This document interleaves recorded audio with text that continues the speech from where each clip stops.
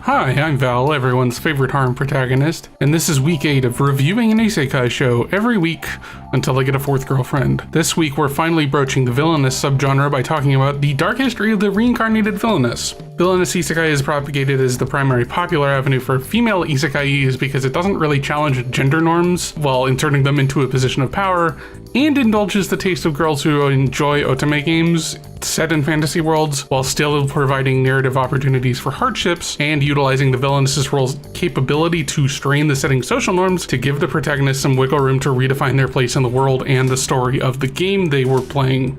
All of that is to say, there is a lot to talk about with villainous isekai. But this one is a hell of her own making because she gets reincarnated into her own chuuni fantasy, and it's just full of watching this girl step on rakes that she wrote a decade ago. And it's truly just a very specific kind of schadenfreude, and if it works for you, it works. If it doesn't, it doesn't. But for me and for my wife, we had a really good time watching this. It is truly entertaining watching this girl not realize she has become very important to a lot of characters in the same way a lot of villainesses struggle with. But oh boy, is she extra dumb about it because she knows all the lore and is concerned about the lore coming back to bite her in the ass.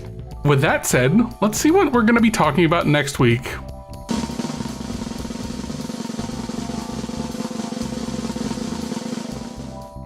Oh boy, this one, I'm gonna be angry. It's dad is a hero, mom is a spirit, I'm a reincarnator. That's a problem for next week. If you'd like to make this series come to an end sooner than it will naturally, you can find me on Blue Sky or the Discord linked in the replies or description depending on where you're watching this. Thank you for watching.